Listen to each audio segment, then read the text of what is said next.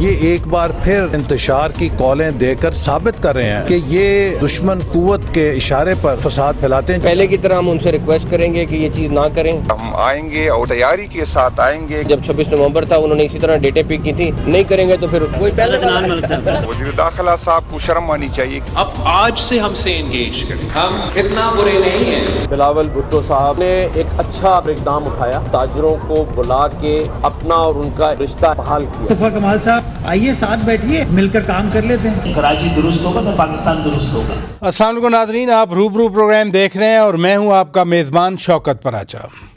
کچھ عجیب سی افراتفری پھیلائی جانے کی کوشش کی جا رہی ہے۔ مثلاً کراچی میں ایم کیو ایم اور پیپلز پارٹی کے درمیان لفظی گولہ باری جاری رہی۔ اسی طرح سے جنید اکبر خان آج بھی کہہ گئے کہ سوابی میں 8 فروری کو ہم تاریخی جلسہ کرنے جا رہے ہیں۔ وہ کہتے رہے ہیں کہ ہم صوبے کی شاہراہیں اور سڑکیں بند کر سکتے ہیں۔ جنید اکبر خان آج بھی کہہ رہے تھے کہ اگر بانی پی ٹی آئی کا حکم آیا تو پھر ہم اسلام آباد کی طرف پھر چڑھائی کریں گے۔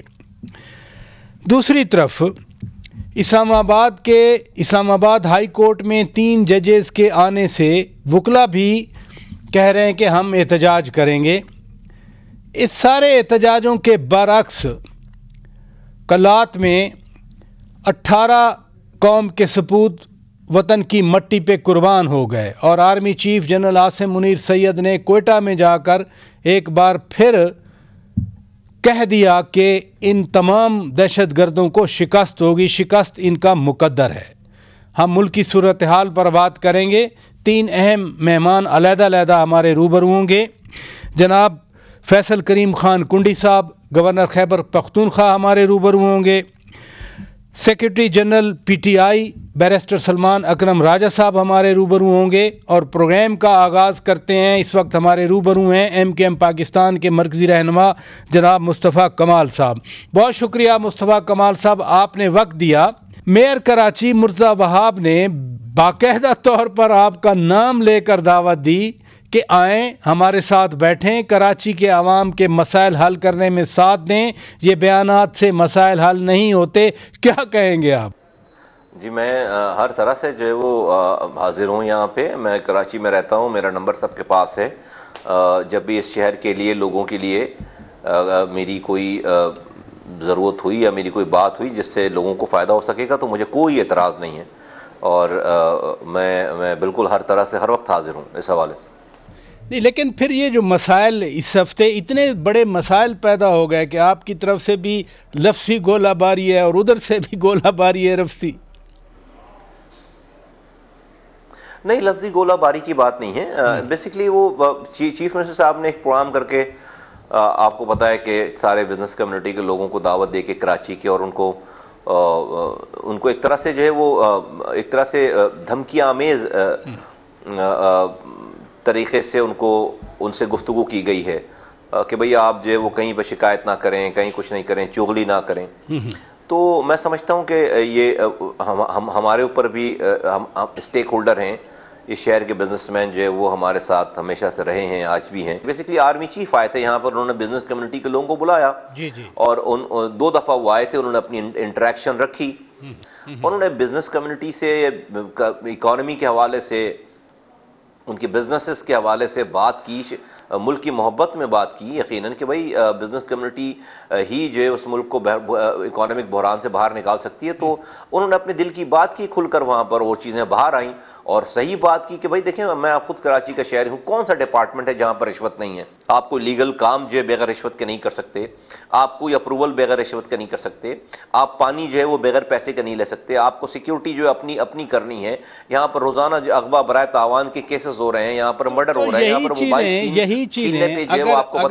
یہی چیزیں اگر آپ بیٹھ کے ڈسکس کر لیں جیسے میئر صاحب کہہ رہے ہیں تو وہ زیادہ بہتر نہیں ہوگا؟ آپ تو باقاعدہ انہوں نے پبلکلی آپ کو دعوت دی ہے نا کہ آئیں بیٹھیں، آپ کو بھی، ڈاکٹر فاروق ستار صاحب کو بھی، یقیناً آپ کے ایکسپیرینس کا ان کو پتہ ہے، فائدہ اٹھانا چاہ رہے ہوں گے۔ نہیں دیکھیے، میں پراچا صاحب، آپ کا کیا خیال ہے ان کے اس بیان کو سن کر میں جو ہے وہ چل پڑوں، ان کے گھر پہ جا کر کھڑا ہو جاؤں؟ نہیں، ایسا نہیں ہوتا نا۔ جو میں نے آپ کو فرما دیا کہ بھائی ہماری جو بھی اللہ تعالیٰ نے ہمیں ایک کیپیسٹی دی ہے، شہر کے لیے ہر وقت حاضر ہیں، ہماری کوئی دشمنی کسی سے نہیں ہے. تو ڈیفینیٹلی جو ہے وہ کسی کو اگر سمجھتے ہوں گے تو وہ صرف باتوں کی حد تک، بیان کی حد تک تھوڑی ہوتا ہے. اب ان کے اس بیان پہ کیا میں کیا کروں؟ جا کر میں بلاول ہاؤس کے دروازے پہ جا کر کھڑا ہو جاؤں کہ بولے آپ کا بیان آیا تھا میں حاضر ہوں، یہ کروں میں؟ یہ تو نہیں ہو سکتا نا، آپ کو پتہ ہے. نہیں میں بھی یہ نہیں کہہ رہا کہ خدا نہ خواستہ آپ دروازے پہ کھڑے ہو جائیں، لیکن دیکھیں نا، میں نے بھی کل پرسوں ادھر سے بھی بیانات آ رہے ہیں، کسی نے کہا جی 10-12 روپے کے ترجمان ہیں، ادھر سے آیا کہ جی نامعلوم جو ہیں. یعنی شہر کے لیے تو میرا نہیں خیال میں کسی کی سنسیریٹی کو شک کروں، آپ ہیں یا پیپلز پارٹی ہے، میرا تو یہ مقصد ہے بات کرنے کا. دیکھیے پراچا صاحب، یہ آپ کو صرف یہ شروع کیسے ہوئی ہے؟ یہ اس بزنس کمیونٹی کی میٹنگ کے بعد شروع ہوئی ہے نا. یہ شروع کیسے ہوئی ہے یہ گفتگو؟ اور یہ بھی ابھی کوئی ایسی بات نہیں ہے، اس میں کوئی پریشان ہونے کی ضرورت نہیں ہے. ہم صرف یہ کہہ رہے ہیں کہ بھائی ہم اس شہر کے اسٹیک ہولڈر ہیں، لوگوں کی عزت جان مال کے تحفظ کی ذمہ داری ہماری بھی ہے، اور ہم لوگوں کو تنہا نہیں چھوڑیں گے. بزنس کمیونٹی پریشان ہوئی ہے اس گفتگو سے جو گفتگو کی گئی وزیر اعلیٰ صاحب کی طرف سے. میئر صاحب کہہ رہے تھے کہ جی وزیر اعظم صاحب سے آپ لے آئیں، کراچی کو 150 نہیں 1500 ارب روپے کی ضرورت ہے. وہ پچھلی حکومت میں پی ٹی آئی نے بھی کہا تھا 1100 ارب روپیہ دیں گے. پتہ نہیں وہ بات تو کر لیتے ہیں، پیسے آتے نہیں ہیں ڈیولپمنٹ کے لیے.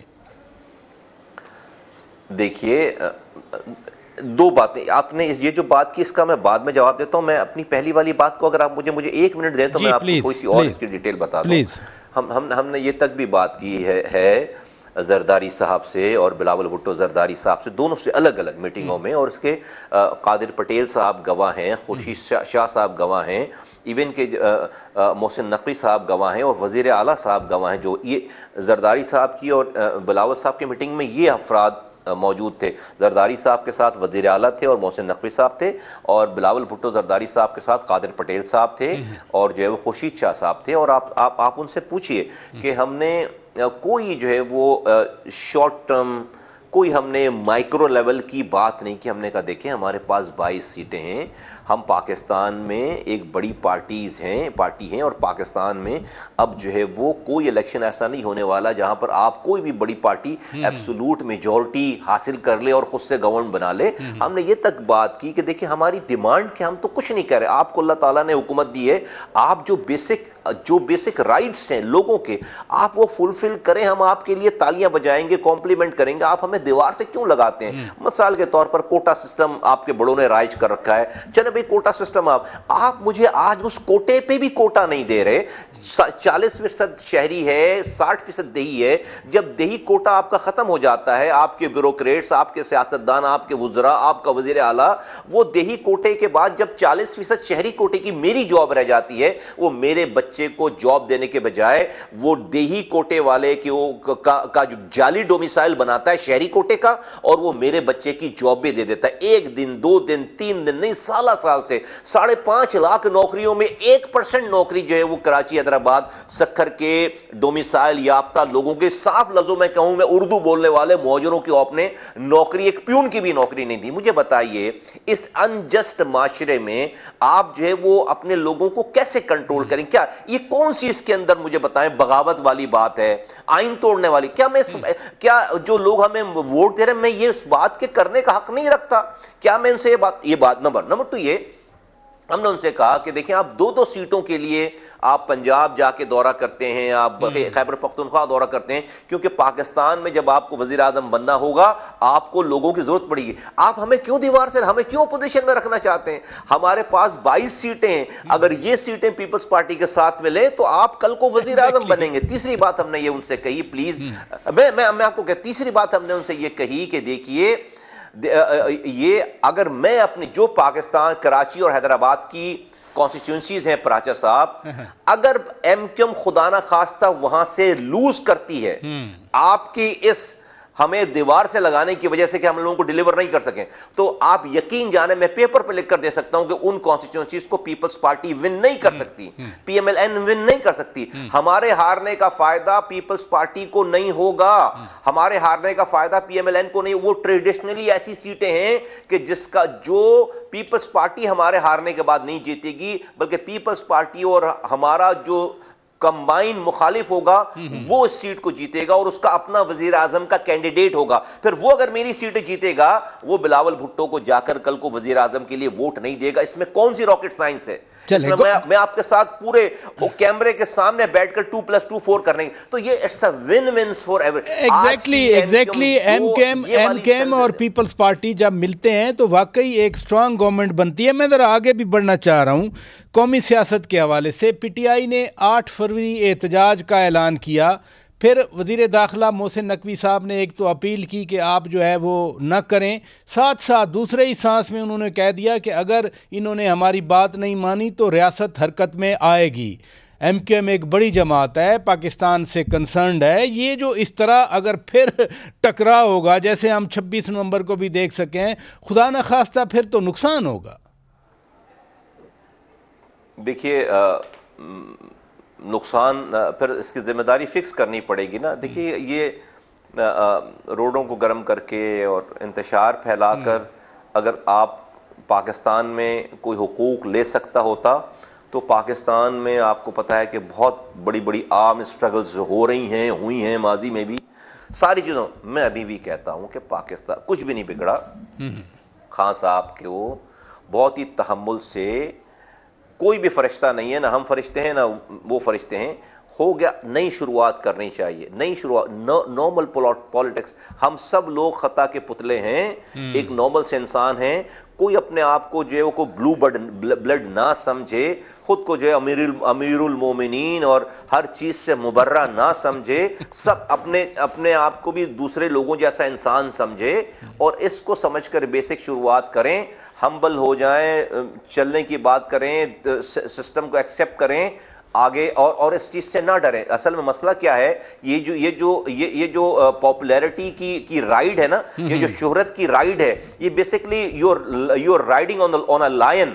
آپ شیر کی سواری کر رہے ہیں کہ آپ جب اینٹائی بات کرتے ہیں، لڑائی کی بات کرتے ہیں، پوری دنیا میں آپ کا نوجوان آپ کو پاپولیرٹی میں سر پہ اٹھا کر بیٹھ. آپ اتنی خطرناک ہے کہ کل کو آپ کوئی سینسیبل بات کرنا چاہیں گے، یہی سوشل میڈیا کے ٹرولرز آپ کی وہ درگت بنائیں گے، آپ کو وہ گالیاں بکیں گے جس سے آپ ڈرتے ہیں. تو یہ کل کی بات نہیں ہے، سواری ہے کہ آپ جی پلیز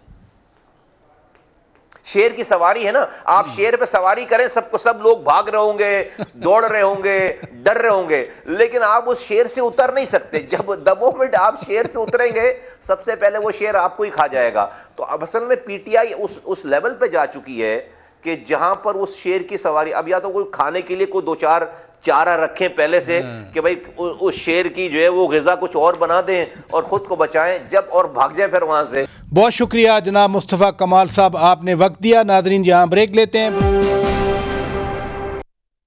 ویلکم بیک ناظرین. مصطفیٰ کمال صاحب کی گفتگو آپ نے بریک سے پہلے سنی. اب آگے بڑھتے ہیں اور پی ٹی آئی کے سیکریٹری جنرل جناب بیرسٹر سلمان اکرم راجہ صاحب ہمارے روبرو ہیں. بہت شکریہ راج صاحب، آپ نے وقت دیا.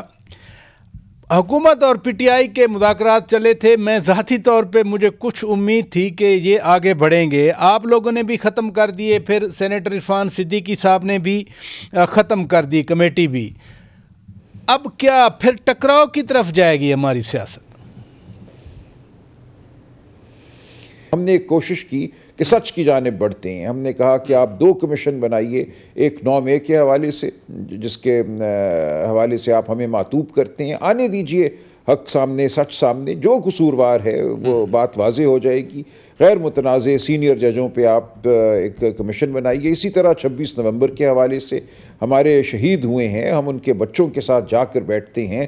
زخمیوں کی ہم نے ہسپتالوں میں عادت کی ہے. آپ کہتے ہیں گولی نہیں چلی، تو ہونے دیں یہ بات بھی واضح کہ اس دن کیا ہوا. لیکن کوئی اس نظام میں ذرا سی بھی خواہش نہیں ہے سچائی کی جانب بڑھنے کی. یہ نظام یہ سمجھ بیٹھا ہے کہ جبر کی بنیاد پہ، دھونس کی بنیاد پہ، اغوا کاری کی بنیاد پہ، جیسے 26ویں ترمیم کی گئی عدلیہ پہ حملے کی غرض سے یہ نظام چل سکتا ہے. یہ خام خیالی ہے، ایسا نہیں ہوگا. ہم اب بیٹھے ہیں، ہم حق کی بات کر رہے ہیں، سچ کی بات کر رہے ہیں. ہم آواز بلند کرتے رہیں گے. باہر کی دنیا بھی دیکھ رہی ہے کیا ہو رہا ہے. تو یہ معاملہ اپنے منطقی انجام تک پہنچے گا. تاریخ فیصلہ بہرحال کرتی ہے، قومیں بہرحال فیصلہ کرتی ہیں. وہ جس طریقے سے بھی ہوگا وہ ہم دیکھیں گے. ہماری بالکل خواہش یہی ہے کہ قانون آئین کے مطابق ہو، پرامن ہو ہر معاملہ. یہ تشدد کی جو خواہش ہے یہ نظام کے اندر ہے، یہ جبر سے آواز کو دبانا چاہتے ہیں. پرائم منسٹر صاحب کسی قسم کا تشدد نہیں چاہتے. پرائم منسٹر صاحب نے پارلیمانی کمیٹی کے ذریعے تحقیقات کی بات کی، گو کہ وہ 2014 بھی لے آئے، اس میں 2016-17 کے واقعات، پھر 2018 کا الیکشن، پھر وہ کہتے ہیں کہ 2024 اور ساری تحقیقات ہو جائیں. اس پہ ریجیکٹ تو کر دی پی ٹی آئی نے بات چیت، لیکن سٹل ایک پروپوزل تو آئی تھی جیسے عرفان صدیقی صاحب کہہ رہے ہیں. نہیں، کوئی پروپوزل نہیں ہے، یہ بے ایمانی ہے. دیکھیں، آپ کہیں کہ ہم سن 54 سے شروع کرتے ہیں تاکہ 20-30 سال ہم لگے رہیں، یہ صرف بات کو ٹالنے کی ایک کوشش تھی کہ جی بات ہو رہی ہے، دیکھیں ہم آگے بڑھ رہے ہیں. جو مسئلہ ہے آج کا مسئلہ 9 مئی ہے، جس کی بنیاد پہ آپ نے لوگوں کو ملٹری کورٹ سے سزائیں دلوائی ہیں. آج کا مسئلہ 26 نومبر ہے، شہداء کا خون ابھی خشک نہیں ہوا. یہ معاملات ہیں. اور ایک پارلیمانی کمیٹی کیا، ہم جب اس پارلیمان کے وجود کوئی پہ سوال اٹھاتے ہیں، ہم کہتے ہیں اس کا وجود جس طریقے سے قیام پذیر ہوا ہے وہ غلط ہے، تو اسی پارلیمان کی بنائی ہوئی کمیٹی کے سامنے ہم آ کے بیٹھ جائیں سچ کی تلاش میں. جھوٹ کیسے سچ کی جانب لے کے جاتا ہے؟ یہ بالکل ایک غیر منطقی بات تھی اور اس کا کوئی مقصد نہیں تھا کسی طرح بھی سچائی کی جانب بڑھنا. لیکن ایم کیو ایم پاکستان کے سربراہ ڈاکٹر خالد مقبول صدیقی صاحب یہ کہتے ہیں کہ ہاں سیاسی بحران ہے، لیکن وہ کہتے ہیں کہ یہ 2018 سے شروع ہوا ہے. ظاہر ہے ریفرنس آپ کی پارٹی کی طرف آتا ہے. تو ختم کریں نا. دیکھیں ہوا ہوگا، چلے مان لیتے ہیں، ہم مان لیتے ہیں 18 بھی غلط تھا، 13 بھی غلط تھا، 8 بھی غلط تھا، 24 بھی غلط تھا. تو پھر کرنا کیا ہے؟ اب ہم نے اس کو اپنا ایک مستقل نظام بنانا ہے، جھوٹ کو، جبر کو. ہم کہہ رہے ہیں آگے بڑھو، سچائی کو اب اپناؤ. تو کیا مسئلہ ہے اس میں؟ کتنی دیر یہ قوم اس جھوٹ کے تحت چلے گی، جبر کے تحت چلے گی؟ اور آپ دیکھیں چونکہ نہیں چل رہا ان سے نظام، پاکستان کی عوام ماننے کو تیار نہیں ہے، عمران خان ماننے کو تیار نہیں ہے. ان کا خیال تھا کہ یہ ٹوٹ جائیں گے، وہ نہیں ہو رہا. اس لیے جیسے ایک پاگل پن ہے وہ بڑھتا چلا جا رہا ہے. ہر روز ایک نیا حملہ کیا جا رہا ہے، شرافت پر، اقدار پر، میڈیا پر، وکلاء پر، عدلیہ پر. تو یہ کتنی دیر حملے کرتے رہیں گے؟ کتنے لوگوں کو اغوا کریں گے؟ کتنے لوگوں کو ماریں گے؟ کتنے لوگوں کو جیلوں میں اب نئی ڈائمنشن بھی آ گئی نا راج صاحب، نئی ڈائمنشن آ گئی کہ 8 فروری کو آپ لوگوں نے احتجاج کا اعلان کیا ہے. وزیر داخلہ محسن نقوی صاحب نے اپیل کی کہ آپ احتجاج مؤخر کر دیں، کینسل کر دیں. پی ٹی آئی غور کرے گی ان کی اس بات پہ؟ نہیں، بالکل نہیں. دیکھیں احتجاج سے مجھے نہیں پتا وہ کیا مراد دے رہے ہیں. ہم ایک جلسہ کریں گے، اس کا اعلان ہو چکا ہے ثوابی میں، بالکل پرامن ہوگا، اس میں کوئی ایسی بات نہیں ہے. ہم دھڑلے سے اپنی آواز بلند کریں گے. ہم تمام پاکستان کی جو جمہوریت پسند قوتیں ہیں، جن میں ہم پی ایم ایل این اور پیپلز پارٹی کو شامل نہیں کرتے، ہم تمام جمہوریت پسند قوتوں کی جانب جائیں گے، ان سے بات کریں گے، ایک بڑا قومی اتحاد پیدا کریں گے. یہ ہمارا حق ہے، آئینی حق ہے. 8 فروری کے دن لوگ جو بھی کریں گے، اپنے گھروں پہ جھنڈے لہرائیں گے، دعائیں کریں گے، اجتماع کریں گے، پاکستان کی فلاح کے لیے قرآن خوانی ہوگی. تو کیا ان کو تشویش ہے اس حوالے سے؟ شاید ان کے ذہن میں ہو کہ جیسے جنید اکبر خان نے باتیں کی کہ شاہراہیں بند کریں گے، خیبر پختونخوا میں سڑکیں بند کریں گے، لیکن وزیر داخلہ نے ایک اور بات بھی کر دی کہ اگر یہ نہیں مانیں گے، یعنی پی ٹی آئی احتجاج کینسل کرنے پہ نہیں مانتی تو پھر ریاست حرکت میں آئے گی. یہ تو اور خطرناک صورتحال ہمیں لگ رہی ہے راج صاحب.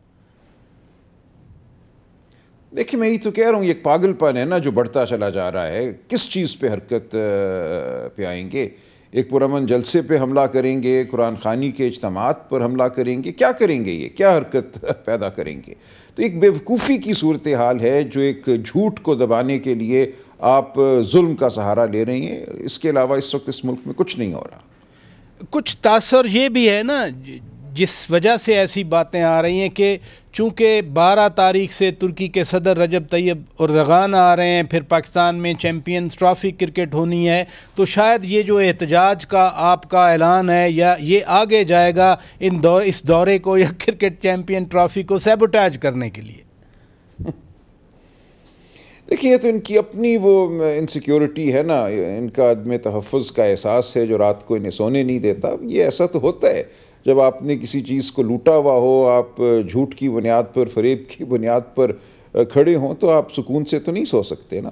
تو یہ نظام سکون سے نہیں بیٹھے گا, ہمیشہ یہ اپنے آپ کو دھیڑنے کے در پہ رہے گا. یہ ہوگا, یہ بالکل ایسے ہی ہے کہ ایک شخص کھو بیٹھے, اپنی عقل کھو بیٹھے, حواس باختہ ہو جائے اور روز کبھی ادھر بھاگے کبھی ادھر بھاگے, لیکن جو سچائی ہے اس کا سامنا نہ کرنا چاہے.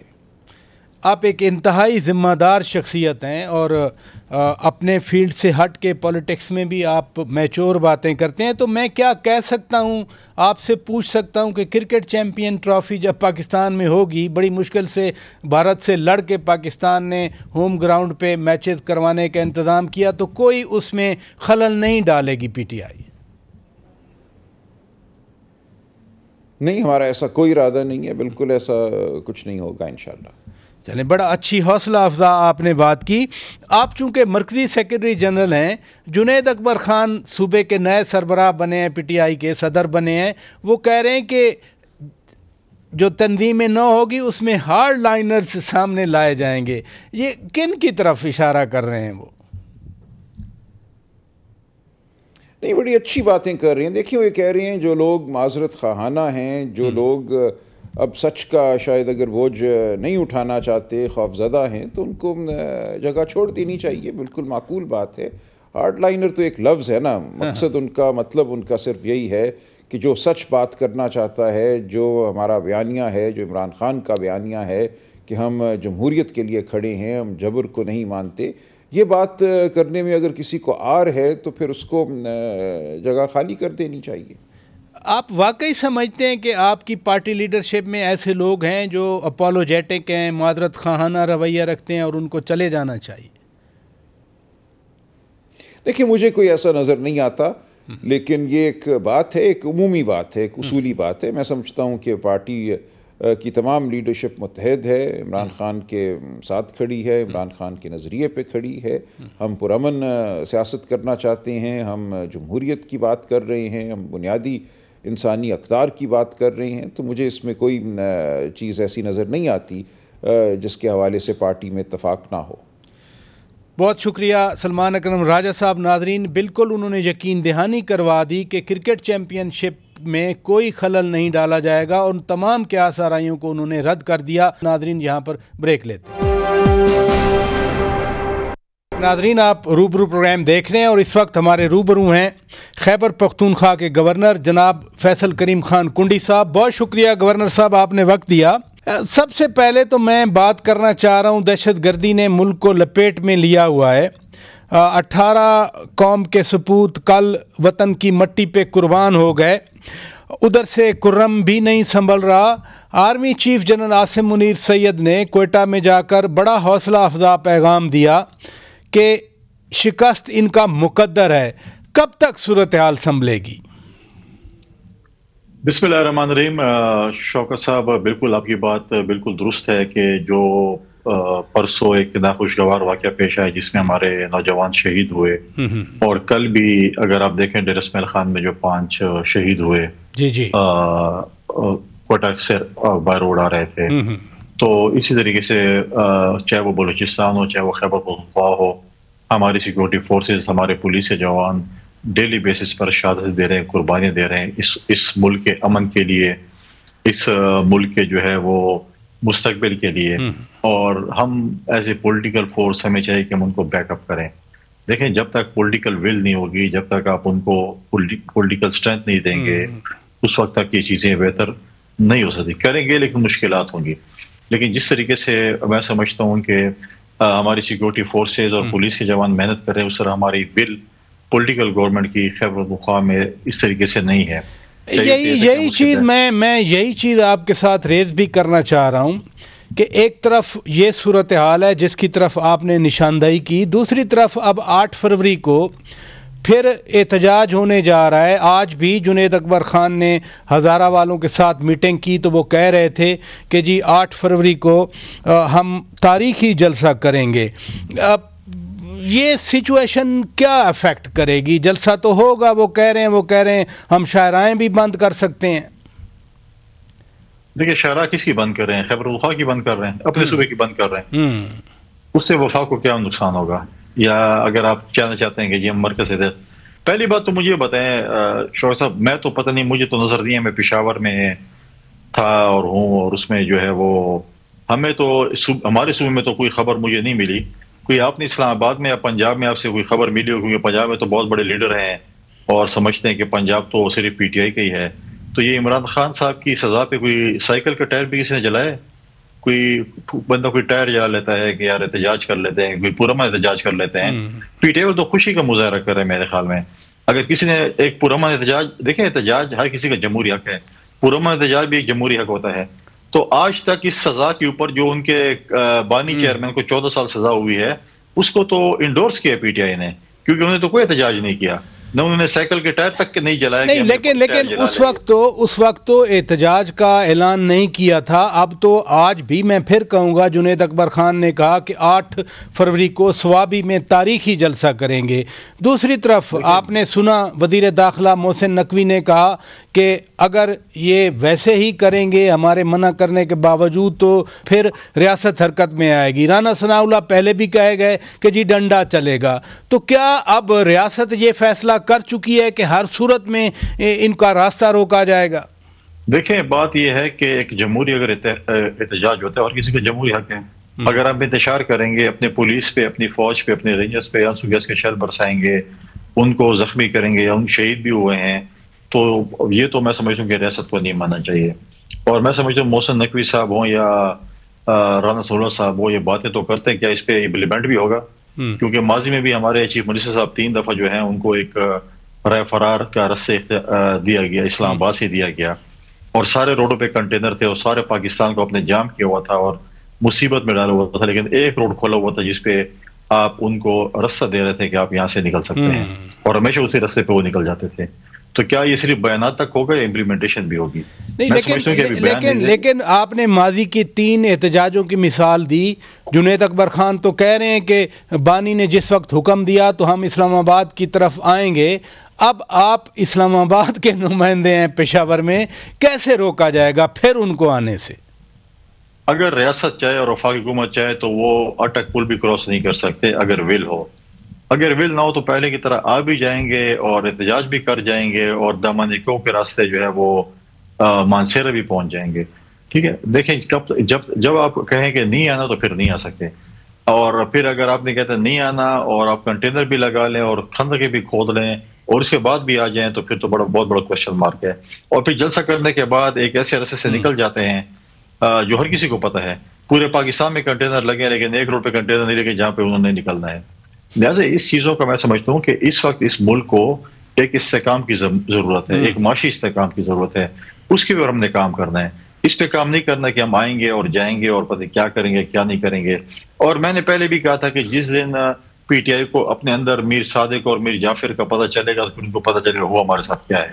تو میں سمجھتا ہوں کہ آہستہ آہستہ ان کو پتہ چل رہا ہے کہ ہمارے اندر جو میر صادق اور میر جعفر کے جو کردار ادا کر رہے تھے، آج جو ہے وہ آپ دیکھیں کہ جنید اکبر کو انہوں نے اگر پی ایس سی کا چیئرمین بنایا، صوبائی صدر بنا دیا ہے. اب دیکھتے ہیں کہ وہ کیا ڈیلیور کرتے ہیں.